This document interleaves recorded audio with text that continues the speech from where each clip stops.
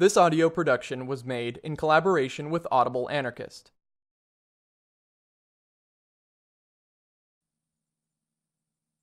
Chapter 14: Socialism and the State. With the development of socialism and the modern labor movement in Europe, there became noticeable among the people a new intellectual trend which has not yet terminated. Its fate will be determined according as libertarian or authoritarian ideas win and hold the upper hand among its leaders. Socialists of all schools share the common conclusion that the present state of social organization is a continuous cause of most dangerous social evils and cannot permanently endure.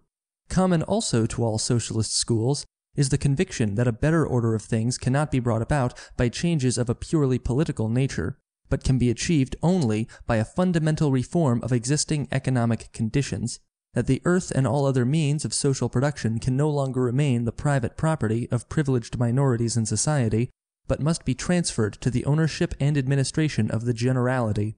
Only thus will it be possible to make the end and aim of all productive activity not the prospect of personal gain, but the satisfaction of the needs of all members of society.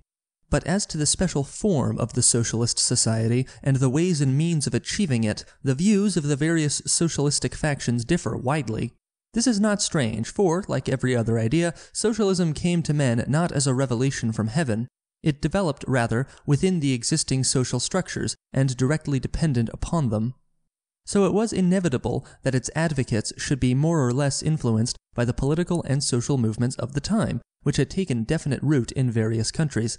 The influence which the ideas of Hegel had on the structure of socialism in Germany is well known. Most of its pioneers, Grun, Hess, Lassalle, Marx, Engels, came from the intellectual circle of German philosophy. Only Weitling received his stimulus from another source. In England, the permeation of the socialist movements by liberal ideas was unmistakable. In France, it is the intellectual trends of the Great Revolution. In Spain, the influence of political federalism, which are most notable in their respective socialistic theories. Something similar can be said of the socialistic movement of every country. But since in a common cultural circle like Europe, ideas and social movements do not remain confined within any one country but naturally spread to others, it follows that movements not only retain their purely local color, but receive also varied stimuli from without, which become embedded almost unnoticeably in the indigenous intellectual product and enrich it in their own particular way. How strongly these foreign influences assert themselves depends largely on the general social situation. We need but remember the mighty influence of the French Revolution and its intellectual repercussions in most of the countries of Europe. It is therefore self-evident that a movement like socialism gathers in every country the most varied assortment of ideas and is nowhere limited to one definite and special form of expression. Babeuf and the communist school which has appropriated his ideas derive from the Jacobin world of ideas, the political viewpoint of which wholly dominated them. They were convinced that society could be given any desired form provided that the political power of the state could be controlled. As with the spread of modern democracy in Rousseau's sense, the superstitious belief in the omnipotence of the laws has deeply penetrated into men's consciousness, so the conquest of political power has, with this section of the socialists, developed into a dogma resting on the principles of Babeuf and the doctrine of the so-called equals. The whole contest among these factions turned principally on the question how best and most securely to gain possession of the powers of the state. Babeuf's direct successors held fast to the old tradition, being convinced that their secret societies would one day achieve public power by a single revolutionary stroke, and with the aid of a proletarian dictatorship make socialism a living fact. But men like Louis Blanc, Pécure, Vidal, and others maintained the view that a violent overthrow was to be avoided if possible, provided that the state comprehended the spirit of the times and of its own initiative worked towards a complete reorganization of social economy. Both factions, however, were united in the belief that socialism could only be achieved with the aid of the state and of appropriate legislation. Pécure had already prepared a whole book of laws for this purpose, a sort of socialistic Code Napoleon, which was to serve as a guide for a far-seeing government. Nearly all the great pioneers of socialism in the first half of the last century were more or less strongly influenced by authoritarian concepts. The brilliant Saint-Simon recognized, with great keenness of insight, that mankind was moving toward the time when the art of governing men would be replaced by the art of administering things.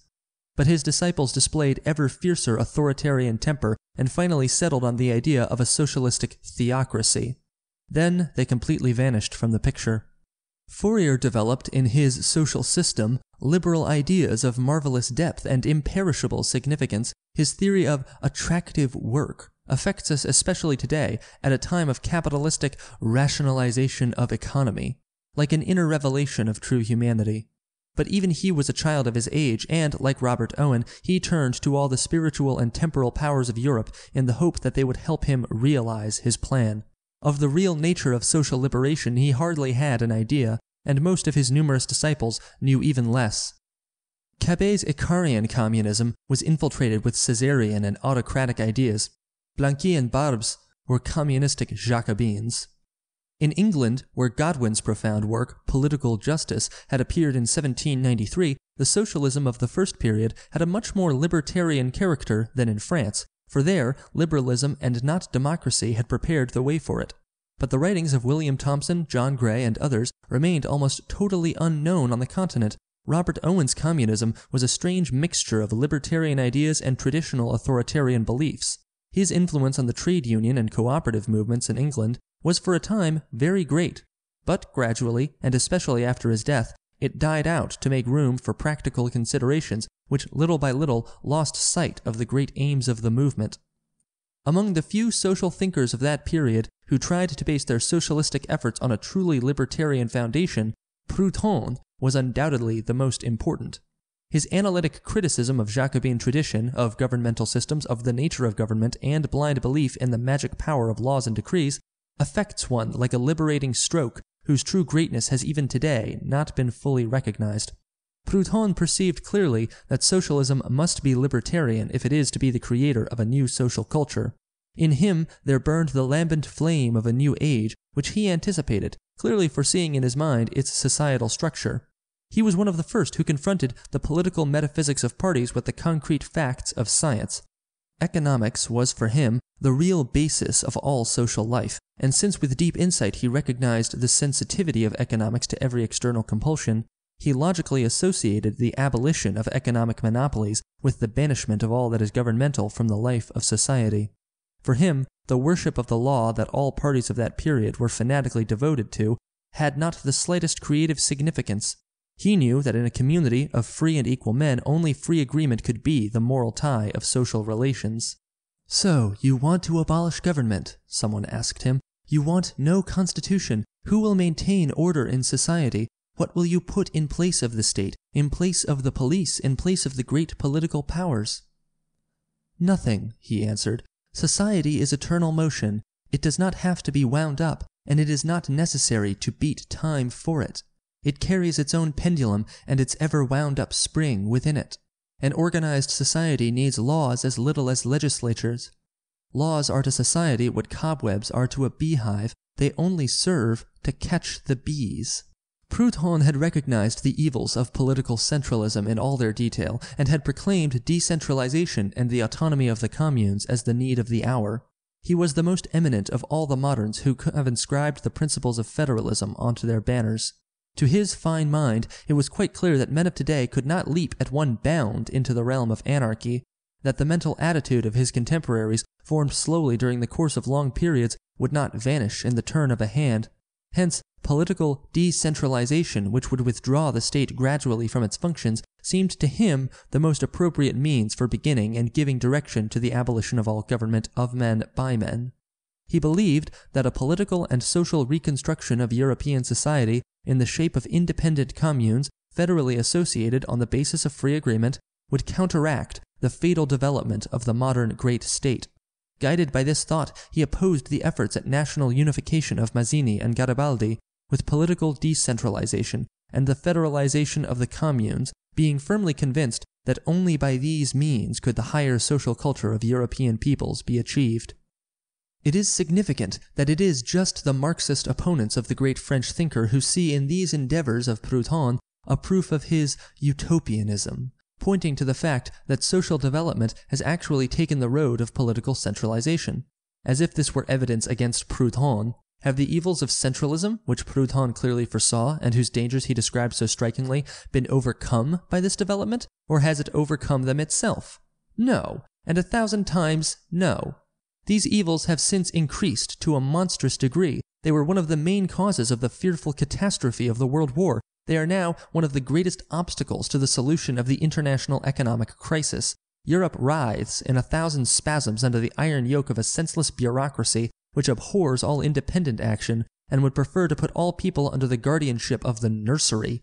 Such are the fruits of political centralization. If Proudhon had been a fatalist, he would have regarded this development of affairs as a historic necessity and advised his contemporaries to make terms with it until the famous change of affirmation into negation should occur.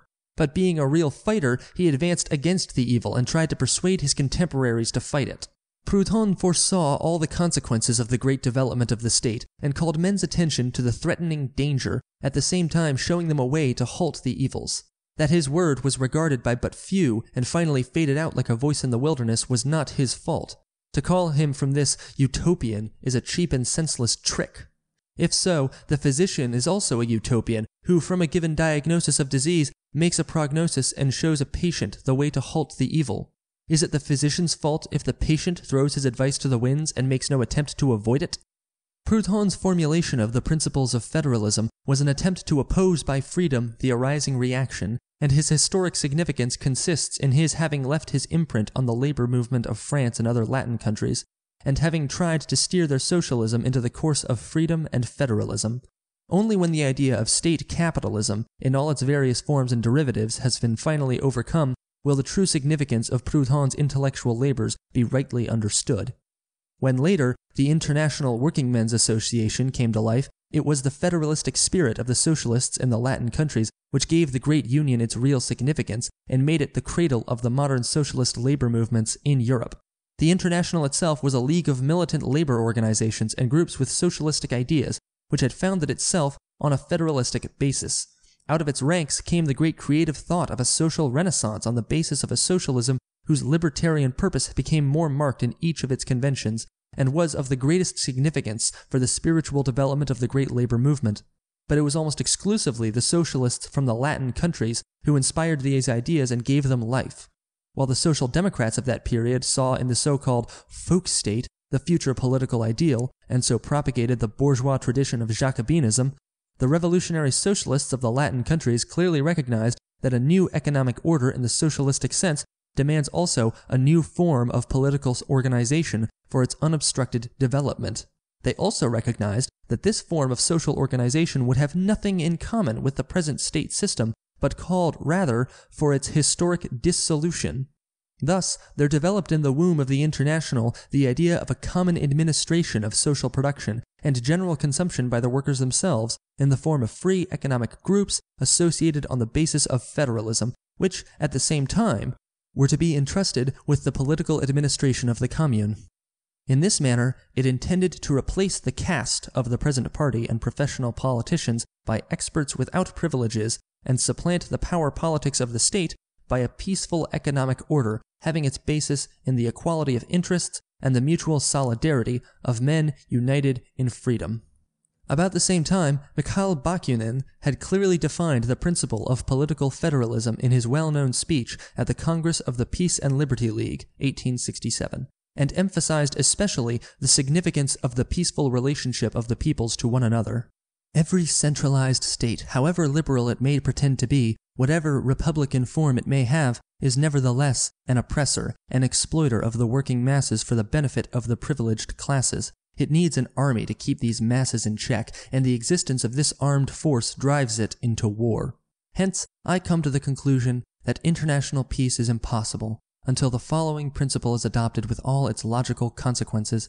Every people, whether weak or strong, little or great, every province, every community, must be free and autonomous, free to live and to administer itself according to its interests and special needs. In this right, all people and communities are so united that the principle cannot be violated with respect to a single community without endangering all the rest at the same time. The uprising of the Paris Commune gave the ideas of local autonomy and federalism a mighty impulse in the ranks of the International. When Paris voluntarily gave up its central prerogative over all the other communities in France, the Commune became for the socialists of the Latin countries the starting point of a new movement which opposed the central unification principle of the state with the federation of the communes. The Commune became for them the political unit of the future, the basis of a new social order organically developed from below upwards and not imposed on men automatically by a central power from above. Thus arose, as a social pattern for the future, a new concept of social organization, giving the widest scope for the individual initiative of persons and groups, in which, at the same time, the spirit of communion and of general interest for the welfare of all lives and works in every member of the social union. It is clearly recognizable that the advocates of this idea had in mind these words of Proudhon: "The personality is for me the criterion of the social order. The freer, the more independent, the more enterprising the personality is in society, the better for society." While the authoritarian wing of the International continued to advocate the necessity of the state and pleaded for centralism, the libertarian section within its body saw in federalism not only a political ideal for the future, but also a basis for their own organization and endeavors, for according to their conception, the International was to provide the world a model of a free community, as far as this was at all possible under existing conditions.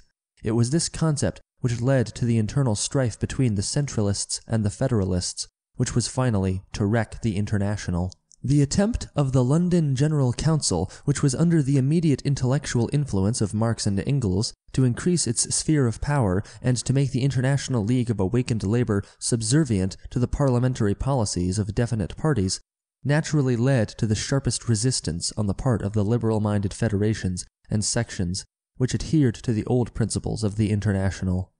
Thus happened the great schism of the socialistic labor movement, which has not been bridged to this day. For this is a quarrel over inner antagonisms of fundamental significance, and its outcome must have decisive results not only for the labor movement, but for the idea of socialism itself.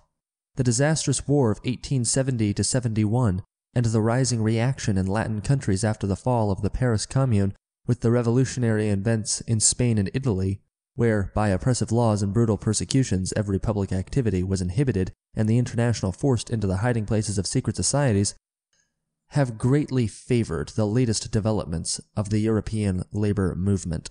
On July 20th, 1870, Karl Marx wrote to Friedrich Engels these words, very characteristic of his personality and his mental attitude: "The French need a thrashing.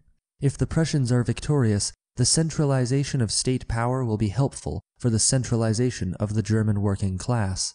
Furthermore, German predominance will shift the center of gravity of West European labor movements from France to Germany, and one has but to compare the movement from 1866 till today to see that the German working class is, in theory and organization, superior to the French. Its dominance over the French on the world stage would mean, likewise, the dominance of our theory over that of Proudhon." Marx was right. The victory of Germany did, in fact, mark the turning point in history of the European labor movement.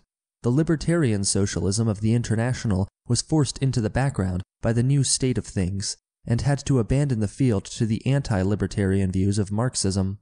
Living, creative, unlimited capacity for development of the socialist movement was replaced by a one-sided dogmatism which pretentiously announced itself as a science, but which in reality was based on a mere historic fatalism leading to the worst fallacies, which slowly stifled every real socialistic idea. Although Marx had in youth exclaimed, "The philosophers have variously interpreted the world, but it is necessary to change it," he himself did nothing during his whole life except to interpret the world and history. He analyzed capitalistic society in his way, and showed a great deal of intellect and enormous learning in doing so, but Proudhon's creative power was denied him.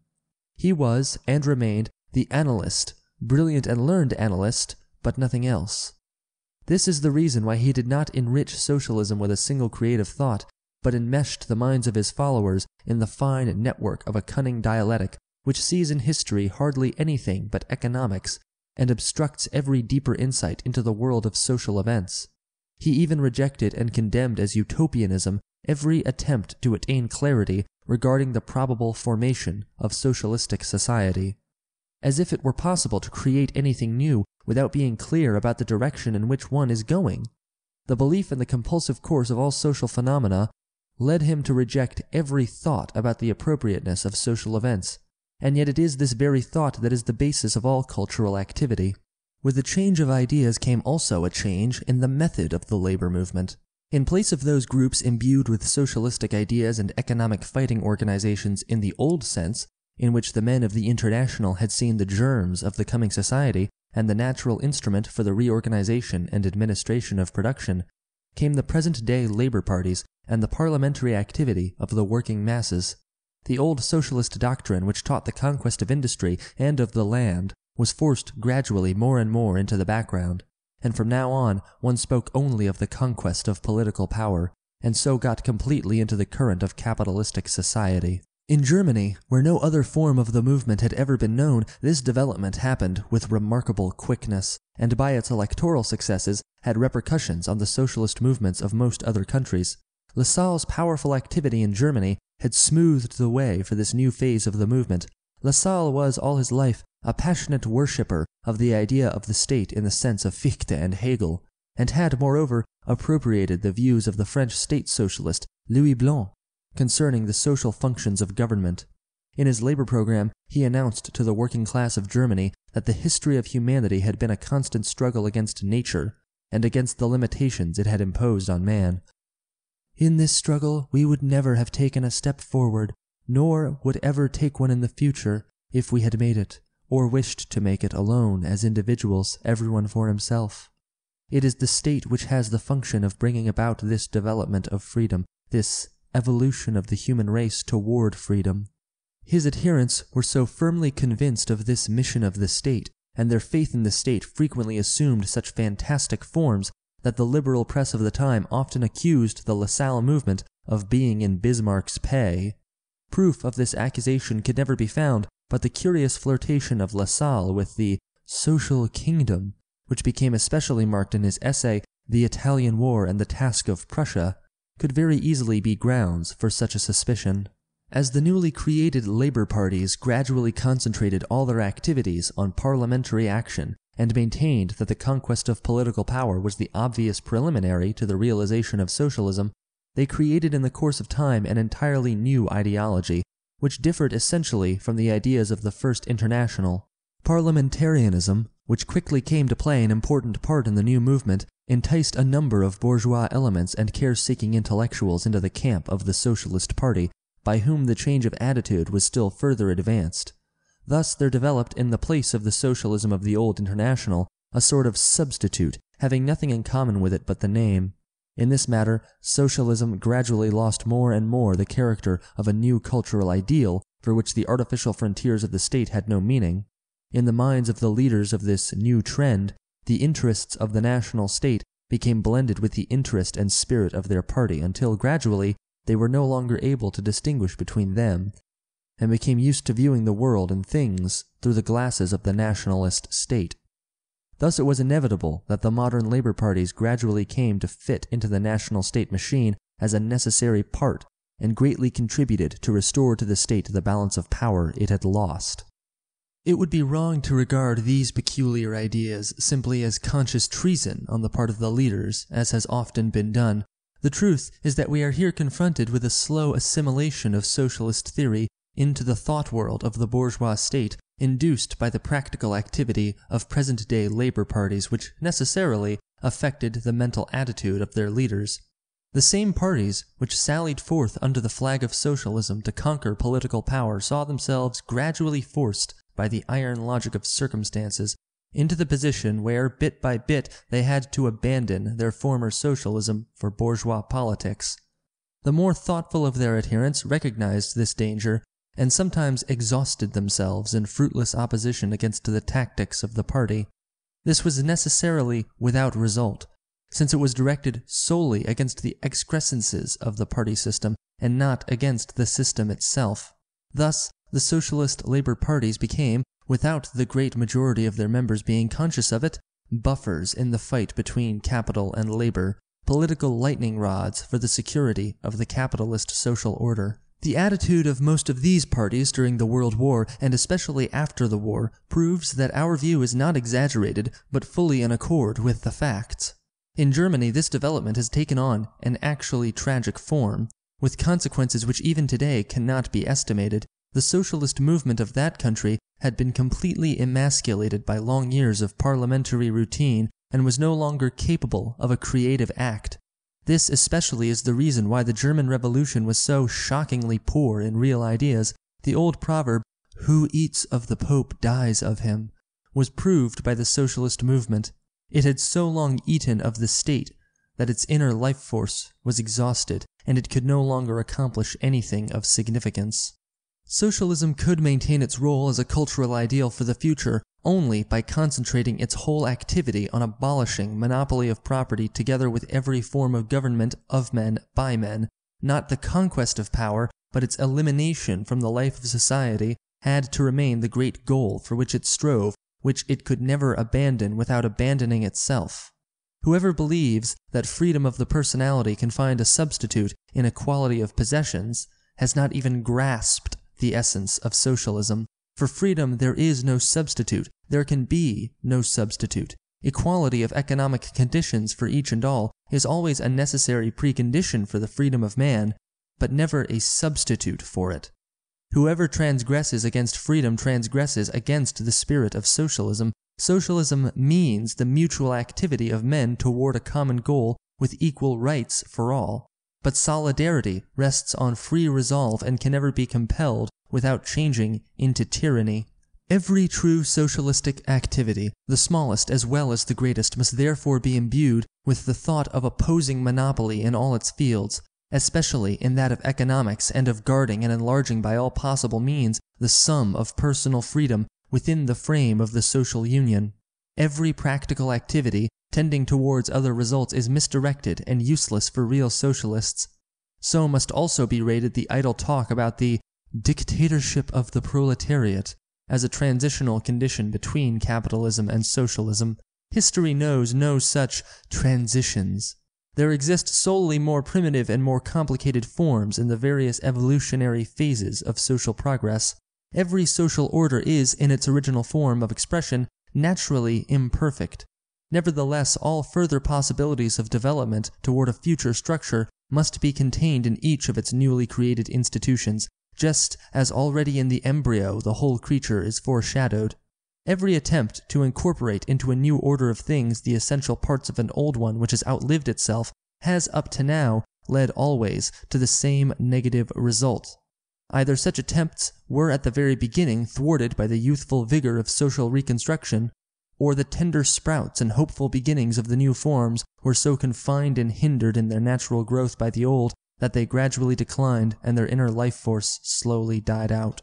When Lenin, much in the style of Mussolini, dared to say that freedom is a bourgeois prejudice, he only proved that his spirit was quite incapable of rising to socialism, but had remained stuck in the old ideas of Jacobinism.